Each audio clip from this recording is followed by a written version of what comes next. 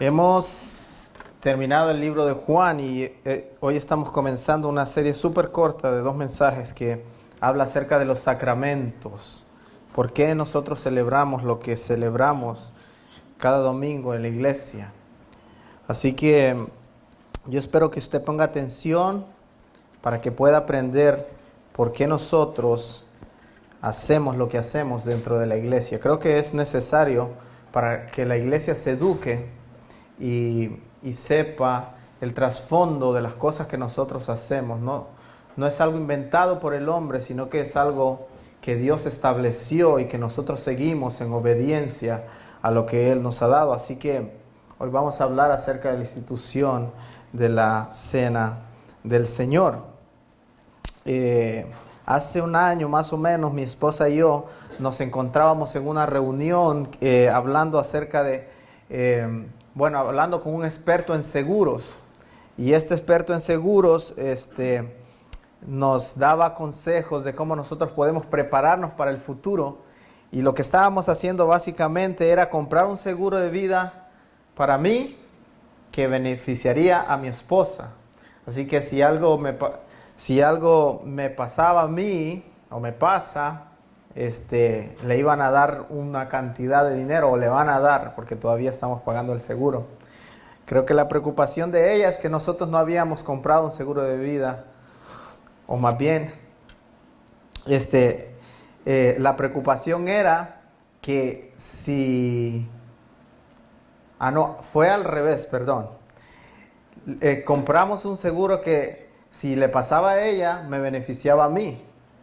Pero la preocupación era que si algo me pasaba a mí, ella no iba a tener nada. Y bueno, ella me dice, pregunta en tu trabajo a ver si hay algo que es como un seguro de vida.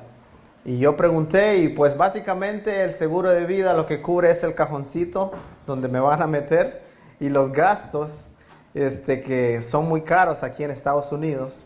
Así que básicamente eso es lo que cubre, pero ella se tranquilizó un poco más porque yo creo que el saber que hay un plan en el futuro nos ayuda a vivir mejor, más tranquilos en el presente, ¿no?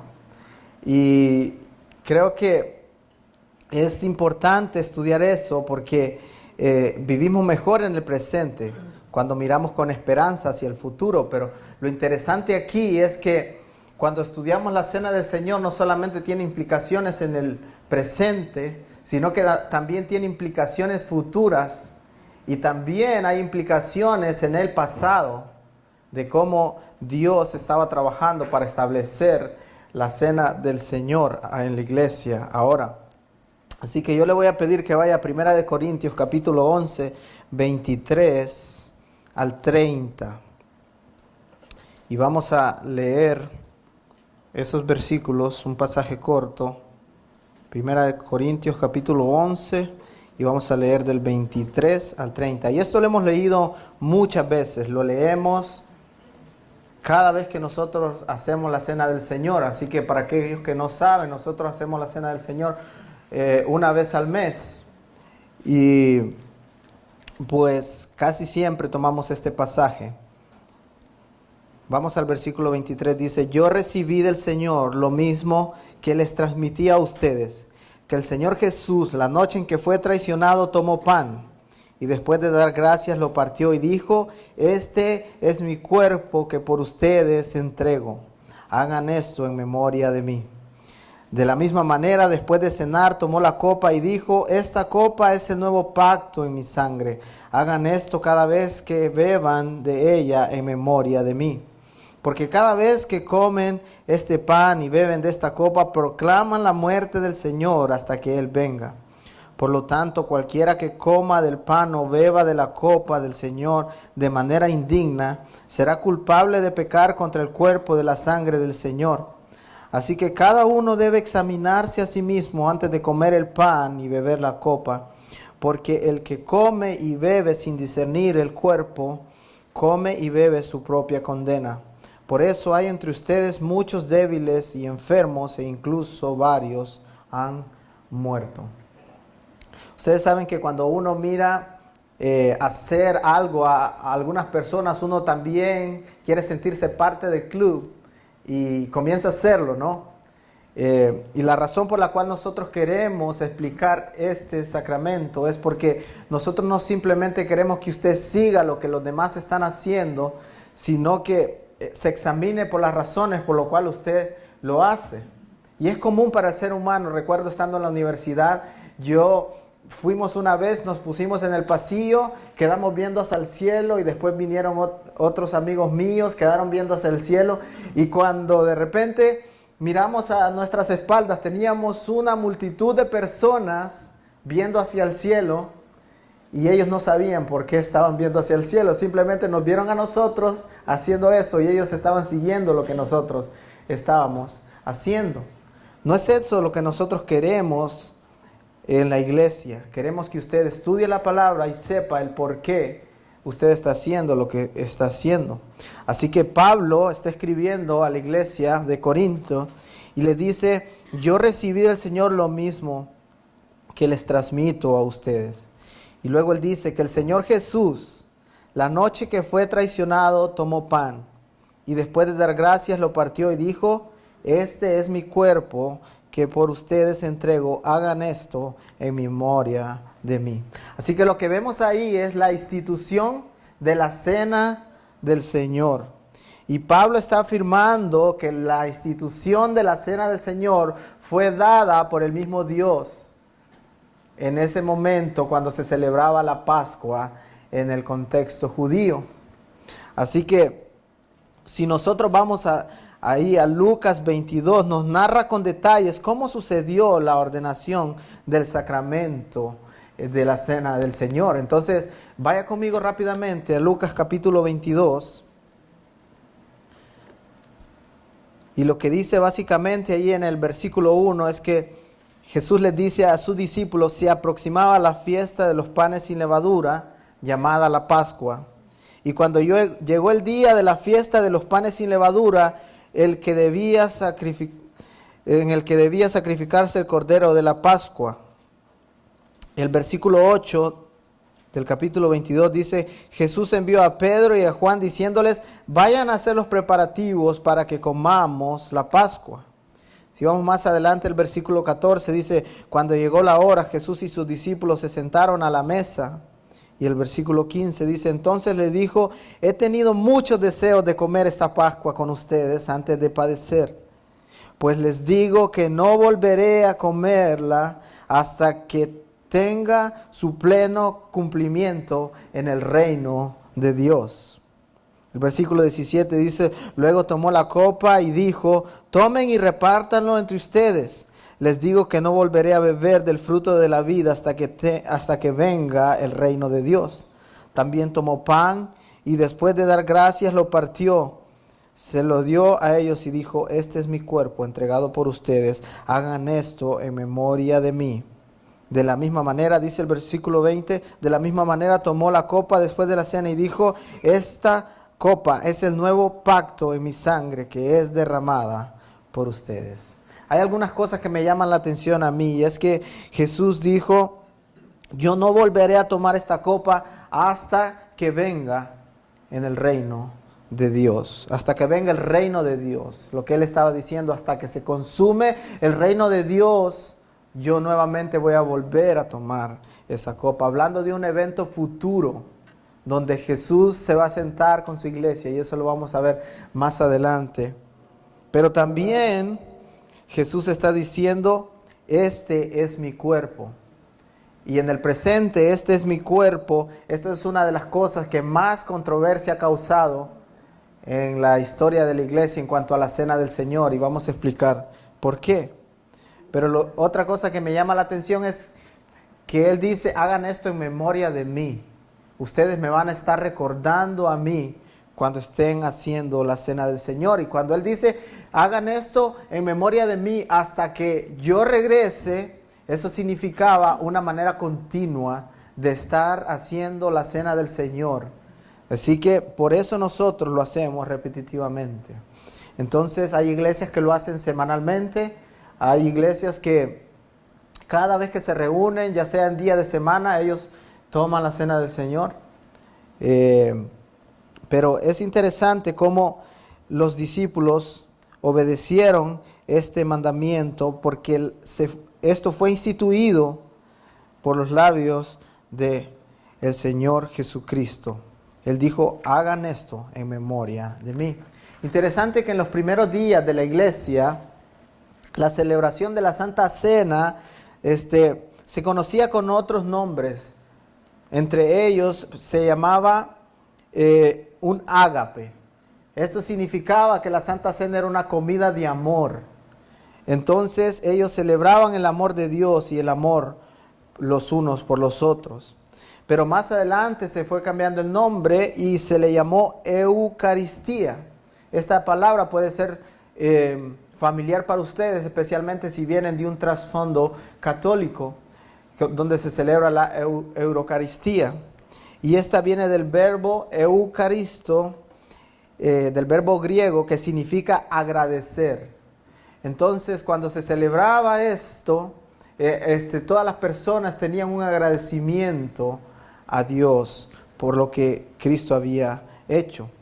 Entonces, la faceta de la Santa Cena es una reunión de creyentes que sirve para celebrar lo que Cristo ha alcanzado en beneficio por ellos. Entonces, celebramos nosotros lo que Cristo ha hecho en beneficio para nuestras vidas. Así que hay mucho juego en lo que nosotros hablamos en la celebración de la Cena del Señor.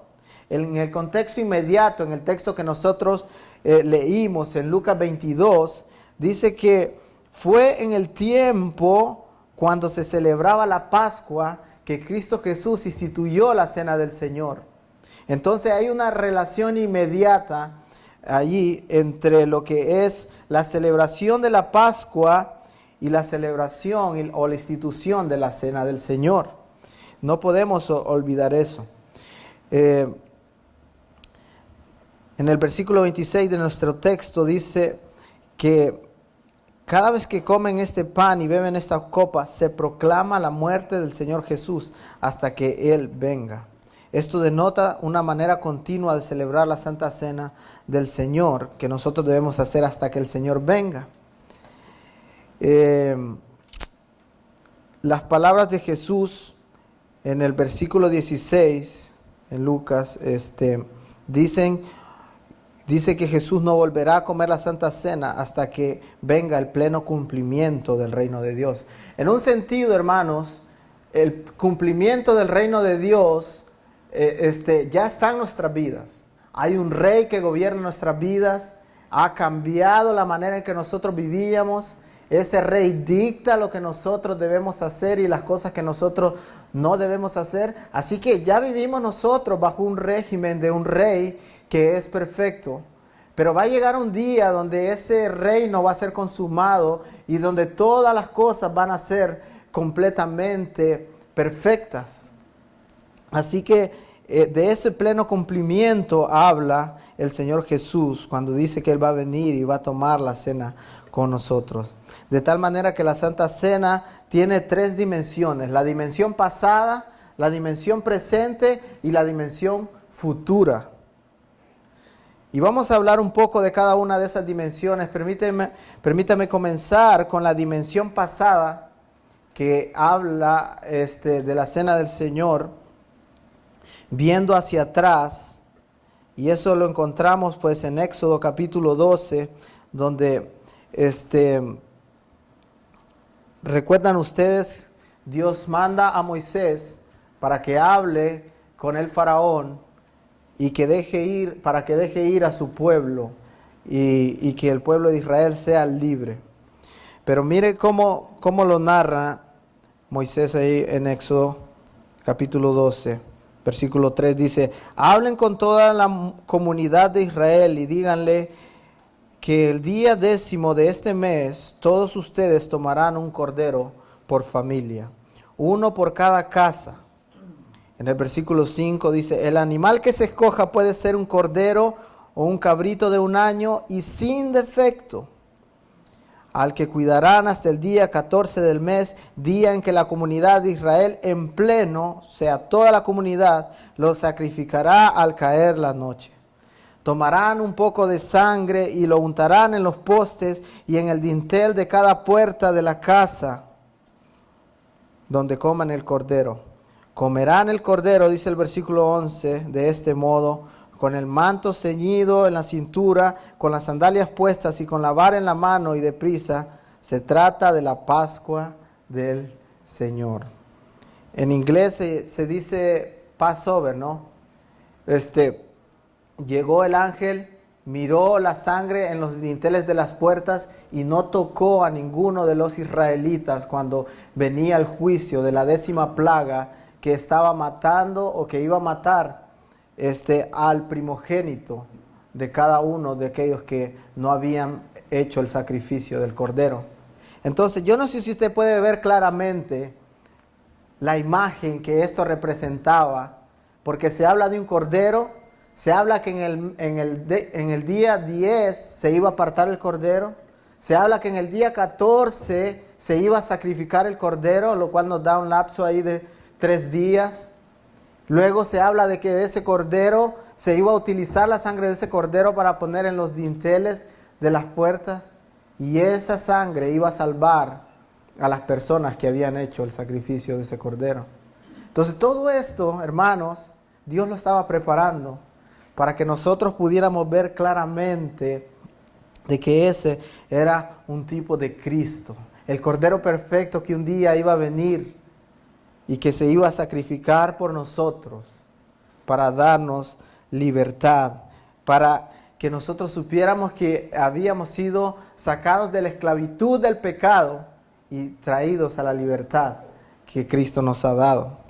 Así que cuando nosotros leemos con detenimiento Éxodo capítulo 12, leemos que el cordero debería ser sin defecto, apartado en el día 10 hasta el día 14. Y el sacrificio, hermanos, lógicamente involucraba la sangre de ese cordero.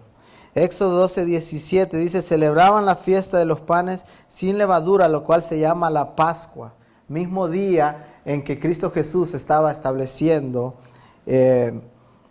la cena del Señor. Entonces, lo que esto significaba es que ese día Dios había sacado al pueblo de Israel de la esclavitud de Egipto en algunos escuadrones. Ese mismo día el Señor sacó de Egipto a los israelitas escuadrón por escuadrón, dice Éxodo 12, 17 y el versículo 51 también de ese mismo capítulo. Entonces, el Señor Jesús libertó a su pueblo, lo sacó de la esclavitud. Y R.C. Sproul, con respecto a esto, dice lo siguiente: el carácter y señal de este ritual realmente era un signo de liberación. Era una señal de redención, porque esas personas escaparían de la ira de Dios. Así que estas personas habían escapado de la ira de Dios por la sangre del Cordero. Y lo que sigue diciendo R.C. Sproul es que Cristo salva a su pueblo de la ira del Padre, y no solo somos salvos por Dios, sino que somos salvados de Dios mismo, de la ira que Dios tenía con nosotros por el pecado. Es la idea dramática que se expone de manera increíble en la Pascua. Hay muchas personas que ponen énfasis en que Cristo Jesús vino solamente a librarnos, o vino a librarnos de la ira del diablo. Y comienzan a hablar y dicen: nos libró del enemigo. Y sí, en cierto sentido, pues nos libró de la esclavitud que nosotros teníamos, en la cual nos tenía esclavos el diablo. Pero realmente la mayor cosa de la cual Dios nos libró fue de la ira de Él mismo. La ira que Él tenía por el pecado que nosotros hemos cometido contra Él. Y el castigo, hermanos, por haberle fallado a un Dios infinito, iba a ser infinito también. Así que nadie podía pagar para que nosotros pudiéramos salir libres, sino un ser que fuera infinito. Y Dios mismo lo hizo. Dios se ofreció como sacrificio para salvarnos de Él mismo, de la ira que Él tenía por el pecado que nosotros hemos cometido. Así que Jesús agregó un sentido a la celebración de la Pascua, un nuevo sentido, cuando tomó el pan sin levadura y el vino, diciendo: este es mi cuerpo que por vosotros es partido, y este vino es mi sangre. El escritor R.C. Sproul dice lo siguiente: en esencia Jesús estaba diciendo: yo soy la Pascua. Jesús estaba diciendo: yo soy el Cordero Pascual. De ahora en adelante ustedes no van a tener que tomar un corderito, porque yo soy el Cordero que es sacrificado durante la Pascua. Yo soy el sacrificado por ustedes. Es por mi sangre, dice Jesús, lo que Jesús estaba haciendo en la cruz. Es por mi sangre marcada en las puertas de sus vidas que escaparán de la ira de Dios. Así que dijo: desde ahora en adelante, esta es mi sangre derramada por la remisión de sus pecados. Esta sangre es un nuevo pacto que completa el antiguo pacto, dándole su máxima y significativa expresión. La Pascua, hermanos, apunta a Cristo y anticipa la institución de un nuevo pacto que nosotros celebramos en la Santa Cena. Y Dios la estableció allá muchos años atrás y sabía por qué la estaba estableciendo, porque después iba a venir la institución de la Cena del Señor, donde se perfeccionaba eso que Él había instituido en el pasado. Y ahora celebramos un nuevo pacto en la sangre de Cristo Jesús. Entonces, esto es lo que nosotros vemos en el pasado con respecto a la Santa Cena, que tiene una relación directa con la Pascua. Pero ¿qué acerca del futuro? Hablemos un poco del futuro y más adelante vamos a hablar del presente. Dice la dimensión futura de la Santa Cena del Señor. En Lucas 22, Jesús expresa ante sus discípulos cuánto Él ha esperado ese momento. Jesús dice: wow, cuánto he esperado yo este momento para celebrar con ustedes.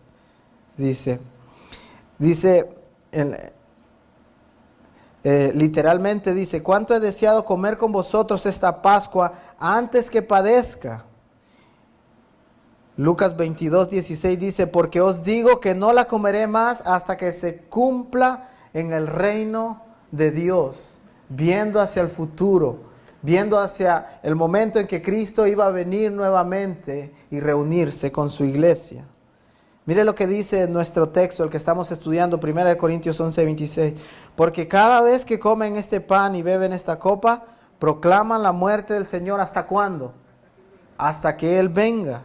Claramente se está hablando aquí de una consumación de un reino futuro. Y yo no sé si usted espera ese momento donde usted va a estar sentado en la mesa con su Creador.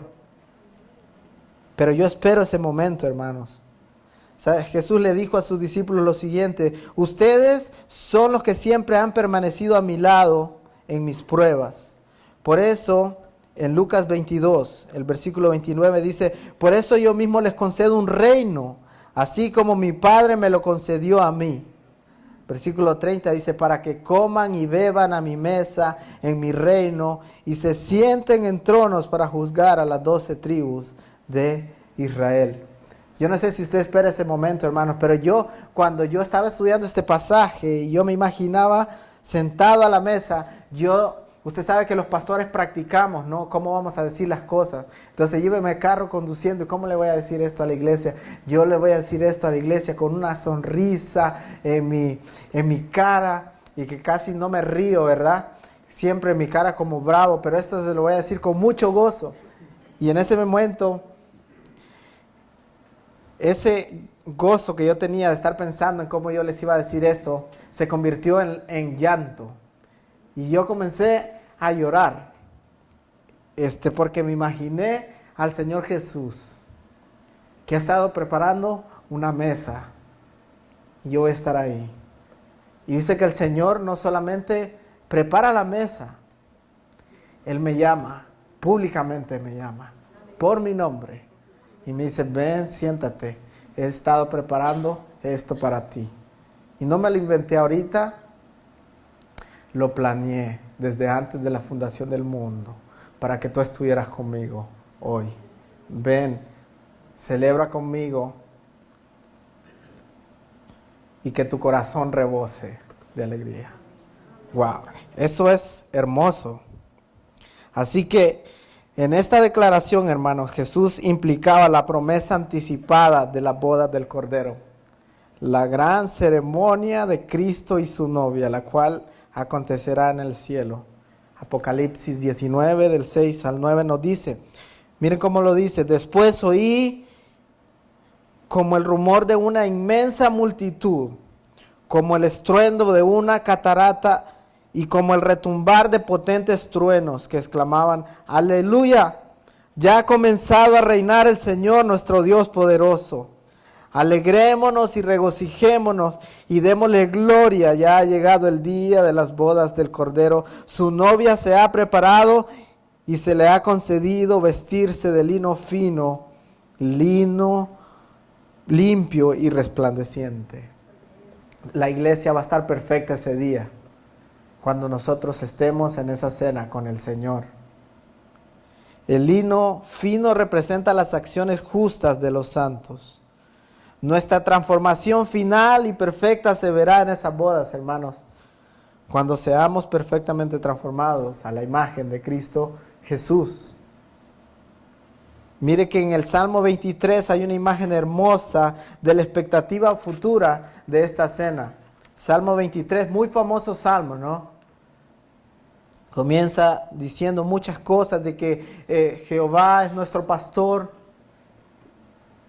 Pero en el versículo 5, él pasa a hablar directamente de la mesa y de la cena. Dice, dispones ante mí un banquete en presencia de mis enemigos. Has ungido con perfume mi cabeza, has llenado mi copa a rebosar. Y para aquellos que estudian un poco de la cultura, dice que cuando habla de que has ungido con perfume mi cabeza, cuando usted llegaba a la casa de una persona en el antiguo mundo, dice que era tanto el calor, era tan abrasador muchas veces que usted anhelaba llegar a la casa de uno de sus amigos o conocidos y la primera cosa que hacía este hombre era derramar un aceite sobre la cabeza de aquel que venía del calor. Y eso era tan refrescante y se sentía tan bien entrar a aquella casa y ser recibido de esa manera que las personas anhelaban llegar y estar adentro de esa casa. Esa es la imagen que nos presenta aquí, que cuando nosotros entremos a ese banquete, tendremos tanto gozo en nuestro corazón, tanta frescura en nuestras almas, porque estamos con el Creador. Y no solamente eso, sino que nos llenaremos tanto de gozo. Dice, has llenado mi copa a rebosar. Habla de el tomar el vino. Habla de la alegría que producía tomar el vino en ese tiempo. Así que esa es la imagen que se presenta del día el día futuro en que nos reuniremos con Cristo. Dios no solo prepara la mesa delante de mí, como ya les dije, sino que prepara y de manera pública me hace una invitación. Dice, dispones ante mí un banquete en presencia de mis enemigos. David veía que no solo disfrutaría del banquete en la mesa del Señor, sino que la copa puesta en la mesa rebosaba de vino que alegra el corazón. Hay otro versículo que dice que el día en que nosotros nos reunamos con el Señor, no habrá más llanto, no habrá más dolor. Nosotros nos regocijaremos con Cristo Jesús. Y Él dice, enjugará nuestras lágrimas. ¿Sabe que en el viaje que hicimos a Jordania visitamos un museo donde habían muchas cosas, había muchas cosas del antiguo mundo? Y habían unas cositas así, que esas se utilizaban, era como un pequeño jarrito que se utilizaba cuando las personas iban a un velorio. Dice que para que esa persona demostrara que se sentía por la persona que había muerto, tenía que llenar por lo menos un jarrito de esos. Y entonces, cuando lloraban, con eso se lo ponían así en sus ojos, y hasta que se llenara eso, pues ya decía, bueno, yo ya estuve de luto por esta persona, ya lloré por él. Entonces, cuando se habla de que el Señor enjugará nuestras lágrimas, hermanos, algunos dicen que Él dejará que nosotros, por las cosas difíciles que hemos pasado, lloremos por un momento, y después el Señor va a decir, basta ya, porque ya no es tiempo de llorar, ahora estás conmigo, y es tiempo de un regocijo por la eternidad. Así que qué hermoso poder experimentar eso, especialmente en este mundo roto en el cual nosotros vivimos. Entonces, cuando nosotros celebramos la cena del Señor, no es solo un signo de lo que ha sucedido en el pasado, sino que también es un signo y el sello de lo que acontecerá en el futuro. Yo espero que usted tenga la seguridad de que usted va a estar ese día ahí con Cristo Jesús. Un día donde el Señor dirá, basta ya, no más tristeza, no más dolor, no más pecado en tu vida. De ahora en adelante, todo será perfección. Yo anhelo ese día.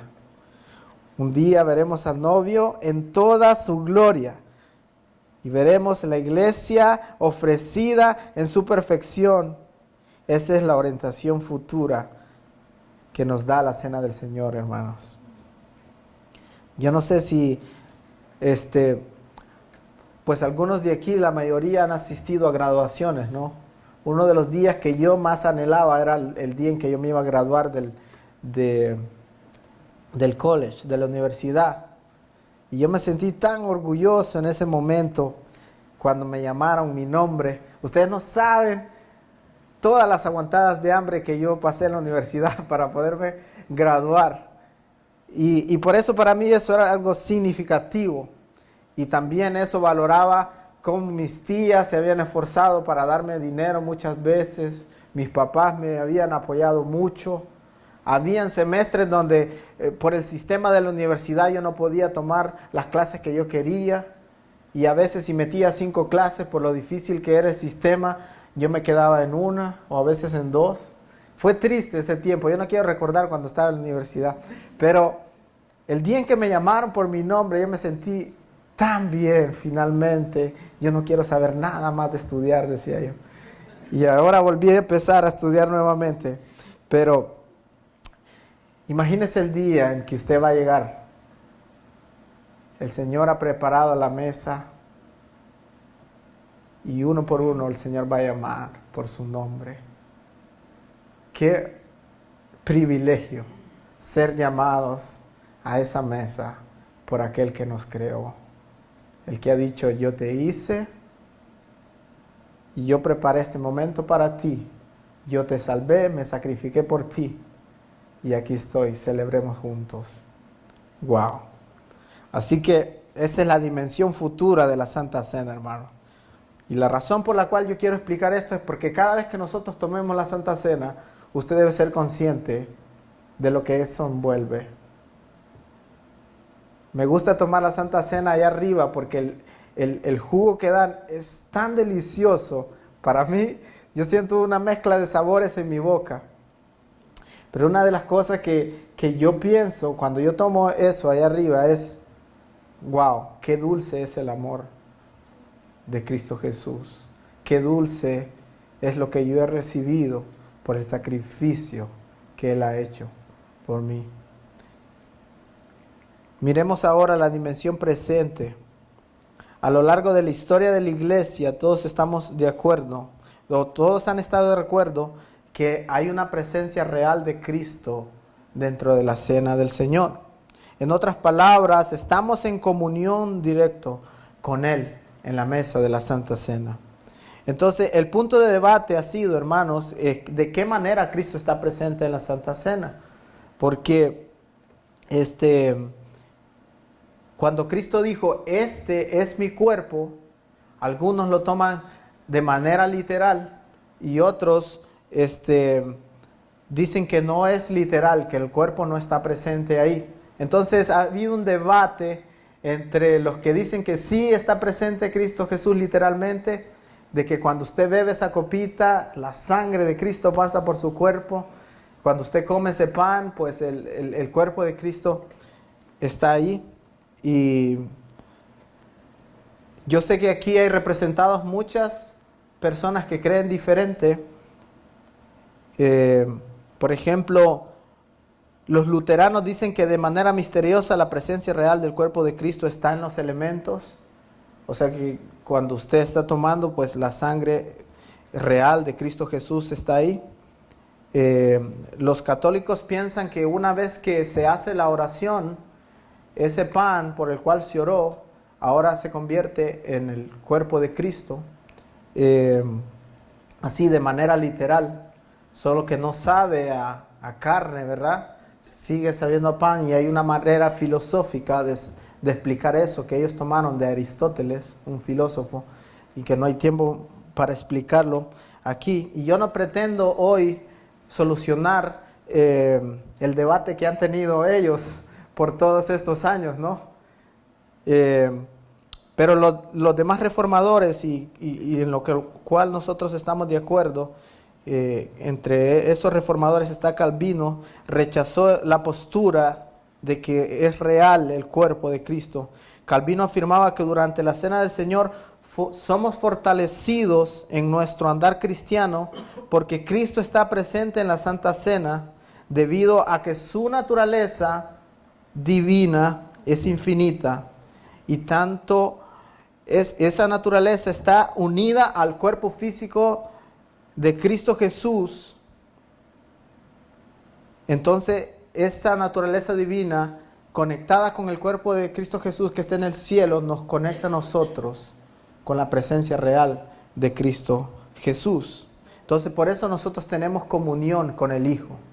Así que la controversia ha estado por cientos de años. En un sermón de 35 minutos no vamos a llegar a estar todos de acuerdo. Así que lo que yo quiero argumentar es que en lo que la mayoría de los protestantes están de acuerdo, y es que el cuerpo de Cristo sigue manteniendo sus atributos.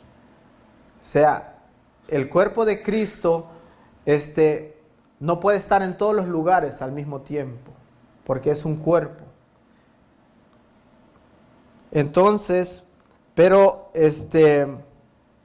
la divinidad de Cristo, lo divino de Cristo, sí puede estar presente en todas partes. Su naturaleza divina. Recuerden que Cristo Jesús es 100% hombre, Cristo Jesús es 100% Dios.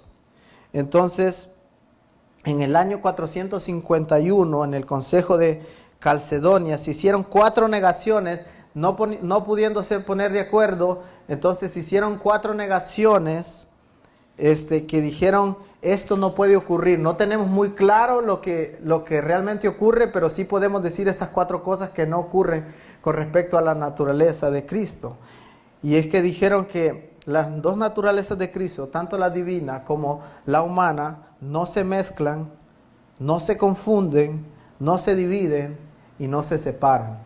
Esto fue lo que dijeron en ese consejo personas estudiosas, teólogos, y llegaron a esa conclusión. Así que al decir que el cuerpo de Cristo está presente en forma real en la Cena del Señor, estamos diciendo que el cuerpo de Cristo toma los atributos divinos. Entonces estamos diciendo que el cuerpo de Cristo está en aquella iglesia que se está celebrando la Santa Cena, está en el otro país donde se celebra la Santa Cena, y lo que estamos haciendo es atribuyéndole a la naturaleza humana de Cristo atributos divinos, y ahí estamos ya violando algo que se dijo en el Consejo de Calcedonia, que se están confundiendo las 2 naturalezas o mezclando. Entonces, la manera en como nosotros lo creemos, hermanos, es que el cuerpo físico de Cristo Jesús está en el cielo. Porque recuerdan, ¿verdad? Yo me voy, dijo el Señor, y yo voy a estar a la diestra del Padre. La naturaleza física de Cristo Jesús sigue existiendo, está en el cielo. Y creemos que Cristo Jesús, cuando dijo, yo estaré con ustedes siempre, Él se refería a su naturaleza divina, la cual está unida con la naturaleza física de Cristo Jesús, pero sin mezclarse. Y esa unión es la que nosotros experimentamos cuando tomamos la cena del Señor. Porque la naturaleza divina es infinita. Ella puede ir desde aquí hasta donde está el cuerpo, conectarse con el cuerpo del Señor en el cielo. Y de esa manera, cuando nosotros tomamos los elementos, la naturaleza divina nos conecta con la presencia real de Cristo Jesús. Así que, al tomar la cena en el presente, hermanos, somos verdaderamente fortalecidos y nutridos con el pan del cielo, con la naturaleza humana y divina, porque la naturaleza divina nos lo hace presente. Somos nutridos con el verdadero pan del cielo. Así que no es solamente tomar la cena del Señor, algo que, sí, qué rico el vino, ¿no? Hay bendición en tomar la cena del Señor, porque de manera sobrenatural somos fortalecidos en nuestra fe. Por eso el Señor dijo que lo hiciéramos. Si no hubiera algo que fortalece la vida cristiana, el Señor no hubiera establecido eso. Pero Él sabe que de manera sobrenatural, Él fortalece nuestra fe, fortalece nuestro espíritu cuando nosotros tomamos la cena del Señor. Por eso Él dijo, hagan esto en memoria de mí todas las veces que se reúnan. De paso, hermanos, nosotros como humanos somos tan olvidadizos que quizás si no tuviéramos algo así, no tuviéramos tiempo para meditar en lo que Cristo ha hecho por nosotros. Así que es perfecto lo que el Señor ha hecho. En el Antiguo Testamento, cuando el Señor se aparecía a personas, ¿saben lo que hacían?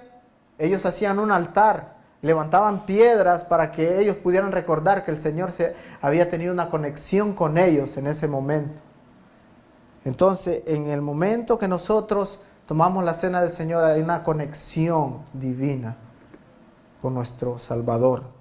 Por eso nosotros lo hacemos. Ahora, ¿quién puede tomar la cena del Señor? Pablo, en Primera de Corintios, capítulo 11, el texto que nosotros estamos leyendo, comenzando en el versículo 27, él va a dar algunas advertencias de cosas que se estaban haciendo mal en medio de los corintios. Entonces, dice el versículo 27, por lo tanto, el que coma el pan y beba de la copa del Señor de manera indigna, será culpable de pecar contra el cuerpo y la sangre del Señor. Entonces, el apóstol Pablo tuvo que escribir a la iglesia de Corinto porque la manera en que se celebraba era poniendo una mesa, hermanos. Se ponía una mesa ahí en el lugar donde se celebraba, y habían personas que, lejos de reflexionar en el sacrificio de Cristo y cómo su sangre había hecho efectivo el perdón de sus pecados, estos se abalanzaban a la mesa de una manera grotesca, hermanos, alimentando su glotonería y siendo parte de un ritual solo para saciar sus apetitos carnales. Imagínense nosotros poniendo ahí una mesa en medio, y que digamos a la cuenta de 3, el que se ponga las pilas va a lograr comer, y el que no, pues se lo llevó Judas, como decimos, ¿verdad? Así se celebraba muchas veces, y ellos no tenían tiempo de reflexionar en lo que significaba la Santa Cena. Todos se abalanzaban a la mesa, y Pablo se da cuenta de eso. Entonces él tiene que escribir una carta para corregir lo que estaban haciendo los corintios. El versículo 29 dice, Pablo dice que hay algo complicado sucediendo. Dice, esta gente se condena a sí misma, dice. Y luego el versículo 30, él dice que por eso hay enfermedad entre ellos y que algunos hasta han muerto por la causa de una mala implementación de la Santa Cena. Entonces necesitamos tener cuidado. La Santa Cena, hermanos, es algo sublime. Es un acto donde vemos atrás, recordamos lo que el Señor ha hecho. Es un acto donde con actitud humilde nos examinamos en nuestra condición espiritual y nos ponemos a cuentas con Dios. Pero no solo eso, sino que también miramos al futuro, al Rey de Reyes, y miramos esto con esperanza, aquel que está preparando la mesa y que un día nos va a llevar públicamente para que nos sentemos al banquete celestial. Entonces, nosotros en nuestra iglesia le decimos cada vez que vamos a tomar la cena del Señor, si usted ha creído en Cristo Jesús, no importa si usted viene de otra iglesia, usted puede tomar la Santa Cena. Y una de las cosas que Armando siempre repite es, si usted que conoce a sus hijos piensa que ellos están aptos para tomar la cena del Señor, ellos pueden tomarla con el permiso que usted les da. Nosotros no queremos cercar la Santa Cena del Señor, hermanos, como una manera orgullosa de decir, nosotros sí somos creyentes y los demás pues no tienen la suficiente espiritualidad para tomarla. No es eso, verlo de una manera orgullosa. Más bien es tratar de advertirles que si ustedes toman la cena del Señor de una manera indigna, van a haber consecuencias. Y cuando el Señor dice que hay consecuencias, hermanos, créame que hay consecuencias. Y si Él dice, si ustedes toman la Santa Cena del Señor de manera indigna, algunos están débiles, otros ya murieron y han habido problemas por por no tomar en serio las ordenanzas que el Señor nos ha dado. Así que eso, hermanos, no para meterle miedo a usted. Si al final examináramos nuestros corazones, ¿quién es digno? Nadie es digno. Por eso tenemos un tiempo de reflexión. Nos ponemos a cuentas con Dios cuando tomamos la Santa Cena.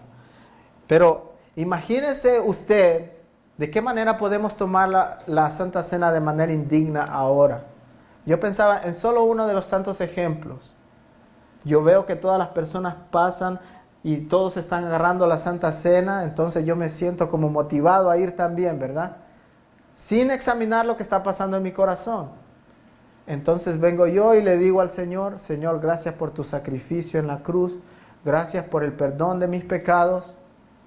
Hago todo eso y al final sigo viviendo mi vida, un desastre en medio del pecado. ¿Sabe lo que estamos haciendo cuando tomamos la cena del Señor y queremos seguir viviendo como nosotros queremos? Estamos diciéndole al Señor, gracias por ese sacrificio tan hermoso que hiciste por mí en la cruz. Gracias por invitarme a vivir una vida diferente, pero no me importa. Yo quiero seguir viviendo a mi manera. Así que si hay algo que usted sabe que usted debe examinar en su vida antes de tomar la cena del Señor, es mucho mejor no tomar la cena del Señor antes de arreglar esa situación en su corazón, que el Señor vaya a traer juicio por tomar la Santa Cena de manera indigna. Así que al final nadie es digno, pero cada quien conoce su corazón y cómo el Señor lo está guiando a cambiar. Recuerdo que la última vez, dos veces atrás, cuando fui a Honduras, se celebró la Santa Cena en mi iglesia.